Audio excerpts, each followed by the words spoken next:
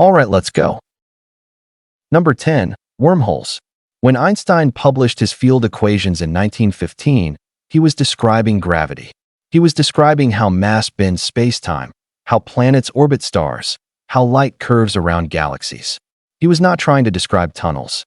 He was not trying to describe shortcuts through the fabric of reality. But the mathematics did not care what he was trying to do. In 1935, Einstein sat down with physicist Nathan Rosen and worked through the implications of his own equations for a simple spherical black hole. What they found buried inside the math was deeply uncomfortable. The equations did not just describe a one-sided gravitational pit.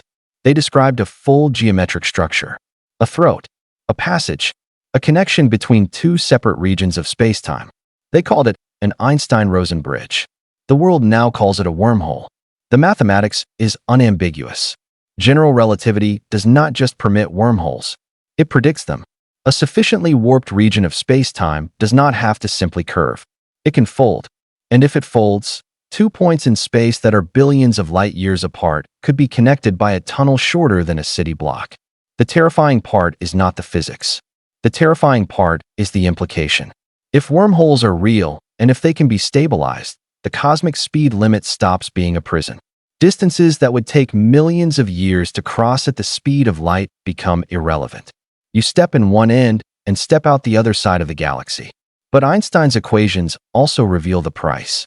To hold a wormhole open long enough to pass through it, you would need something that does not exist in any laboratory on Earth. Something with negative energy density. Something that pushes outward against gravity rather than being pulled inward by it. Physicists call it exotic matter, and we have never created it, never measured it, and never confirmed it exists. The universe may be riddled with tunnels connecting every corner of the cosmos, and every single one of them may be permanently, irreversibly sealed. Not by distance, not by technology, but by a single ingredient we cannot manufacture. The door exists. The key does not. Number 9. The cosmological constant. In 1917, Einstein made what he would later call the greatest mistake of his life. Not a mathematical error, not a misread experiment, a deliberate choice to ignore what his own equations were telling him. His field equations, when applied to the universe as a whole, kept producing the same disturbing answer. The universe was not static. It could not be static. The math insisted it was either expanding or contracting. It was moving. It was dynamic. It was alive. Einstein did not believe this. The scientific consensus of 1917 held that the universe was eternal, fixed, and unchanging. So Einstein did something extraordinary. He added a term to his own equations. An arbitrary mathematical constant he called the cosmological constant. A fudge factor. A correction specifically designed to cancel out the expansion his equations were predicting, forcing the math to produce a stable, static universe. For over a decade it worked. On paper. Then in 1929, Edwin Hubble pointed a telescope at distant galaxies and measured their velocities. Every single one of them was moving away from us. The farther away a galaxy was, the faster it was receding. The universe was not static. It was expanding exactly as Einstein's original unmodified equations had predicted. Einstein removed his cosmological constant and called it the worst mistake of his career. Then came 1998. Two independent teams of astronomers studying distant supernovae made a discovery that inverted everything. The expansion of the universe was not slowing down under the pull of gravity, as everyone expected. It was accelerating. Something was pushing the universe apart. Something was embedded in the fabric of space itself, generating an outward pressure that grew stronger as the universe grew larger. That something fit perfectly into Einstein's equations when you added back the cosmological constant he had thrown away in embarrassment. The term he invented as a mistake, the number he fabricated to make his math agree with a wrong assumption, turned out to be the most accurate description of the dominant force in the entire universe. We now call it dark energy. It makes up 68% of everything that exists, and we have no idea what it is. Einstein accidentally discovered the largest thing in the universe by making an error and then correcting the error. The math was right the first time. It was always right. He just was not ready to believe it. Number 8. Quantum entanglement versus relativity. Einstein spent the final 30 years of his life fighting a battle he could not win. Not against a rival physicist. not against experimental data, against his own theory. General relativity is built on a foundation that Einstein considered non-negotiable: locality, the principle that nothing can influence anything else faster than the speed of light. That cause must always precede effect. That reality is made of separate, independent objects that can only interact when something physical passes between them. Quantum mechanics disagreed. In 1935, Einstein co-authored a paper specifically designed to expose what he believed was a fatal flaw in quantum theory. The paper described a scenario now known as quantum entanglement. Two particles interact and become linked. You separate them by any distance, across a room, across a galaxy, across the observable universe. You measure one particle and instantly, simultaneously, the other particle snaps into a correlated state. Not after a delay. Not after a signal travels between them. Instantly. Einstein was appalled. He called it spooky action at a distance. He was certain it was impossible. He argued that quantum mechanics must be incomplete, that there must be hidden variables we had not yet discovered that explain the correlation without requiring instant communication across space. In 1964, physicist John Bell derived a mathematical test that could determine whether Einstein's hidden variables existed. Between 1972 and 2015, a series of increasingly precise experiments ran that test. Every single one returned the same verdict. Einstein was wrong. The hidden variables do not exist. Entanglement is real. Two particles separated by any distance in the universe are genuinely, physically connected in a way that produces correlations no local explanation can account for. The universe is non-local. Reality does not consist of separate independent objects. At the quantum level, everything that has ever interacted remains connected across any distance instantly. Einstein built his entire framework on the assumption that this was impossible. The universe ignored him. Number 7. Gravitational time travel. Closed time-like curves. That is what physicists call them. It is a deliberately clinical name for something that should be impossible. A path through space-time that loops back on itself. A trajectory through the geometry of the universe that returns you to your own past. Einstein's field equations do not prohibit them. In 1949, mathematician Kurt Gödel, one of Einstein's closest colleagues at Princeton, constructed an exact solution to Einstein's equations describing a rotating universe. Inside that solution, Gödel found closed time-like curves threaded throughout the entire structure of spacetime. In a rotating universe, traveling far enough in the right direction does not just take you somewhere else. It takes you someone else. It takes you back. Einstein was disturbed by this result. He admitted that Gödel's solution satisfied his equations perfectly. He could not dismiss it mathematically. He could only express the hope that physical arguments would eventually rule it out. They have not. Physicist Frank Tipler later showed that an infinitely long, infinitely dense cylinder rotating fast enough would generate closed time-like curves around it. Roy Kerr's solution for a rotating black hole contains regions where closed time-like curves are geometrically inevitable. Every time physicists find a new exact solution to Einstein's field equations, they search it for time loops. They find them regularly.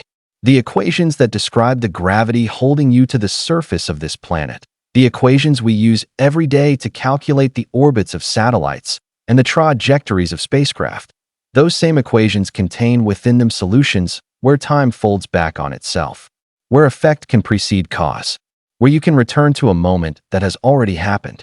We do not know if the universe permits this in practice. We do not know if the energy requirements are achievable or if some deeper law of physics prevents it. What we do know is that Einstein's own mathematics has never ruled it out. The possibility of traveling back through time is not science fiction. It is an unsolved problem in general relativity. Number 6. The expanding universe. For all of recorded human history, the cosmos was assumed to be eternal, infinite in age, without beginning and without end. The stars were permanent. The galaxies were fixed. The universe simply was and always had been. Einstein's equations refused to support this picture. When Alexander Friedmann solved Einstein's field equations for the universe as a whole in 1922, he found that a static solution was unstable. Any tiny perturbation would send it either expanding forever or collapsing inward. Like a pencil balanced on its point, perfect stillness was mathematically permitted, but physically impossible to maintain. Then Hubble measured the velocities of galaxies and confirmed what the math had already predicted.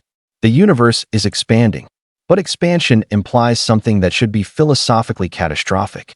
If everything is moving apart right now, then everything was closer together in the past. Run the equations backward and the universe converges. Run them all the way back and everything that exists, every galaxy, every star, every atom, every particle of light, every dimension of space, and every moment of time, was compressed into a single point of infinite density. The Big Bang is not a theory in the casual sense. It is the direct mathematical consequence of Einstein's field equations combined with Hubble's observations. The universe had a beginning. Time itself had a beginning. There was a moment before which the word before had no meaning. And the expansion has not stopped. It is accelerating. The galaxies visible in our sky today are already moving away from us faster than light can cross the growing distance between us. In approximately 2 trillion years, every galaxy beyond our local group will have crossed the cosmic horizon. They will be permanently invisible, unreachable, as if they never existed. Astronomers born 2 trillion years from now will look out at a sky containing only their own galaxy, surrounded by empty darkness. They will have no observational evidence that any other galaxy ever existed. They will construct cosmological models of a universe consisting of a single island of stars in an infinite void. They will be wrong, and they will have no way of knowing it.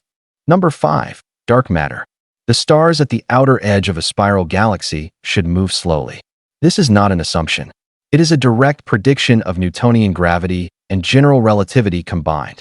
The further a star is from the dense gravitational center of its galaxy, the less mass it has beneath it, the weaker the gravitational pull, and therefore the slower its orbital velocity. The planets in our own solar system obey this rule perfectly. Mercury races around the Sun. Neptune crawls. In 1968, astronomer Vera Rubin pointed a spectrograph at the Andromeda Galaxy and measured the orbital velocities of stars at different distances from its center. The result was wrong. Not slightly off. Completely, fundamentally wrong. The stars at the outer edge of Andromeda were moving just as fast as the stars near the center. The rotation curve was flat when it should have been a steep declining slope. The only explanation consistent with Einstein's equations was deeply unsettling. There had to be more mass than we could see. Enormous amounts of it. Mass distributed in a vast, invisible halo surrounding and permeating every galaxy, providing the extra gravitational pull needed to keep the outer stars moving at the velocities Rubin was measuring. We now call it dark matter. It does not emit light. It does not reflect light. It does not interact with electromagnetic radiation in any way we have ever detected. We cannot see it, photograph it, or touch it. We can only infer its existence from the gravitational effect it has on the things we can see. Dark matter makes up approximately 27% of the total mass energy content of the universe. The ordinary matter we are made of, every atom in your body, every star in the sky, every planet, every galaxy visible in the deepest telescope images ever taken, constitutes only 5% of what exists. The universe is 95% things we have never directly detected. Einstein's equations demand they exist. We have no idea what they are. Number 4. Hawking radiation. Black holes were supposed to be permanent. Once matter crosses the event horizon, it is gone.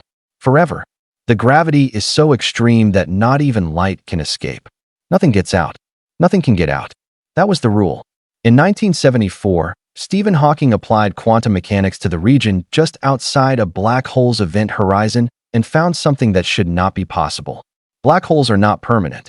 They are evaporating. The mechanism is rooted in a consequence of quantum field theory. Empty space is not truly empty. At the quantum level, the vacuum seethes with pairs of virtual particles constantly flickering into existence and annihilating each other in fractions of a second. Normally, this process is unobservable. The pairs annihilate before they can become real. But at the edge of a black hole's event horizon, something different happens. A virtual particle pair forms, straddling the boundary. One particle falls inward past the event horizon. Its partner has no particle to annihilate with. It becomes real. It escapes as genuine radiation. And to conserve energy, the black hole loses a tiny, almost incomprehensibly small amount of mass. This process is continuous. Over time, a black hole radiates away its mass in the form of Hawking radiation. A stellar mass black hole would take longer than the current age of the universe to evaporate noticeably. But it will evaporate.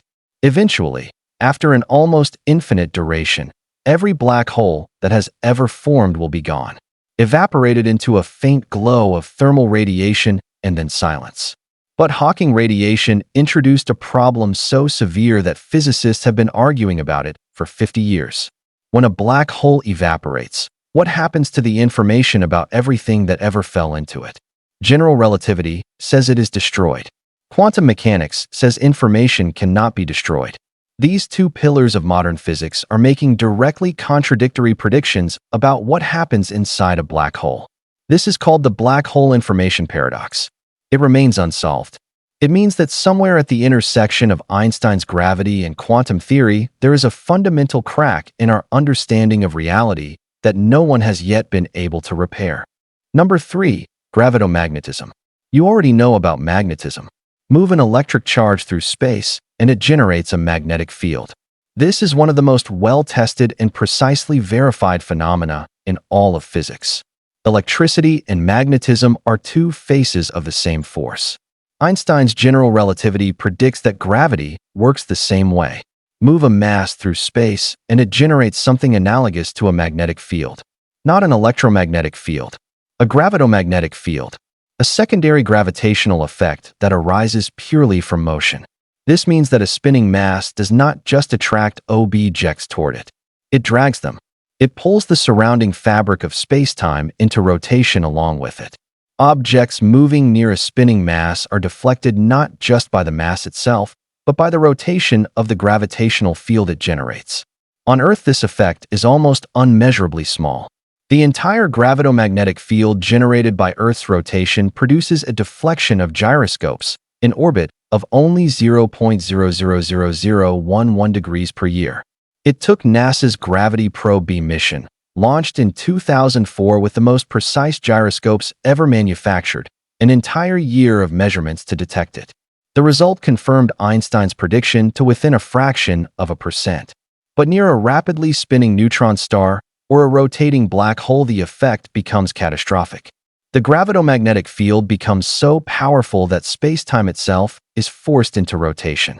There exists a region around a spinning black hole called the ergosphere where the dragging of space-time is so extreme that nothing, not even light traveling in the opposite direction, can remain stationary. Space itself is moving faster than light can swim against the current. Everything inside the ergosphere is being carried around the black hole, whether it wants to be or not. You are sitting on a spinning planet right now. The ground beneath you is dragging space-time into a slow rotation. The geometry of reality in your immediate vicinity is not perfectly still. It is rotating. Slowly. Imperceptibly. But rotating. Number 2. White holes. Black holes are among the most well-confirmed predictions of general relativity. We have detected them, photographed them, and listened to them collide. They are real. But Einstein's equations are symmetric with respect to time. Every exact solution that describes a black hole also contains, mathematically embedded within it, a time-reversed version. A region of space-time that does not pull matter inward but explodes matter outward. A place from which things can escape, but into which nothing can ever fall. The exact opposite of a black hole. Physicists call it a white hole. And it is a perfectly valid, mathematically legitimate solution to Einstein's field equations. A white hole has an event horizon just like a black hole. But instead of being a point of no return for infalling matter, it is a boundary from which matter is permanently and continuously expelled. Nothing can enter. Everything exits. An observer outside a white hole would see a steady stream of matter and radiation erupting from a region of space that nothing could penetrate. The equations do not just describe white holes as theoretical curiosities. The complete mathematical description of a non-rotating black hole, known as the maximally extended Schwarzschild solution, contains both a black hole and a white hole connected by the interior geometry. They are two ends of the same structure. The Einstein-Rosen bridge we call a wormhole connects a black hole on one side to a white hole on the other. No white hole has ever been observed. Some physicists argue that the time reversal symmetry that produces them is broken by thermodynamics in the real universe. Others have proposed that the Big Bang itself was a white hole, that the initial explosion of all matter and energy from a single point is precisely what a white hole looks like from the outside. The equations Einstein wrote in 1915 do not tell us whether white holes exist in practice. They only tell us that if black holes are real, their mathematical mirror image is equally real on paper. Somewhere in the universe, there may be regions of space from which matter erupts continuously from nothing. The same equations that describe the most destructive objects in the cosmos also describe their exact opposite, and we have never been able to rule them out. Number 1. Einstein versus Heisenberg. Albert Einstein revolutionized physics twice. With special relativity in 1905 and general relativity in 1915, he dismantled the Newtonian universe and replaced it with something stranger, deeper, and more unsettling. He showed that space and time were flexible, that mass and energy were equivalent, that gravity was the geometry of space-time itself. And then quantum mechanics arrived, and Einstein spent the rest of his life insisting it was wrong. The conflict was not about mathematics. The equations of quantum mechanics worked perfectly. Their predictions matched experiments to extraordinary precision. The conflict was about what the equations meant about the nature of reality. Quantum mechanics, in the interpretation that became standard, says that a particle does not have a definite position until you measure it. It exists in a superposition of all possible states simultaneously. The act of measurement does not reveal a pre-existing property. It creates the property. Before you look, the particle is genuinely, physically everywhere it could possibly be at once. Einstein found this philosophically unacceptable. He famously insisted that God does not play dice with the universe. He believed that quantum mechanics was incomplete, that beneath the probabilistic surface there had to be hidden variables, definite values that particles carried with them at all times that we simply had not yet discovered. Werner Heisenberg's uncertainty principle made this position untenable. The principle states that the position and momentum of a particle cannot both be precisely known simultaneously, not because of limitations in our instruments, not because measuring one disturbs the other in a way we could in principle correct for, but because the universe itself does not contain definite simultaneous values of both. The uncertainty is not in our knowledge. It is in the fabric of reality. Einstein refused to accept this for the rest of his life. He constructed thought experiment after thought experiment, trying to expose a flaw in quantum mechanics. Niels Bohr answered every one.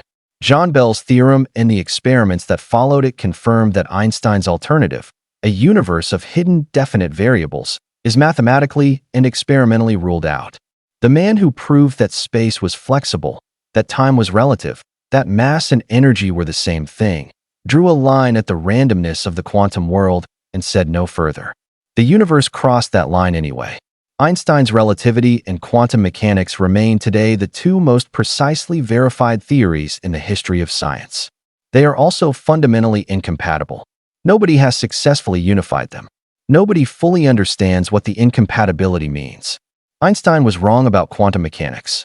But the theory he spent 30 years fighting is the same theory that, combined with his own equations, produces Hawking radiation, predicts the behavior of every atom in your body, and underlies every piece of technology you have ever used. Two frameworks, both verified to extraordinary precision, both describing the same universe, both mutually contradictory at their foundations. Reality is not just stranger than we imagined. It is stranger than we are currently capable of imagining. Support the channel with a subscribe and a like. See you in the next one.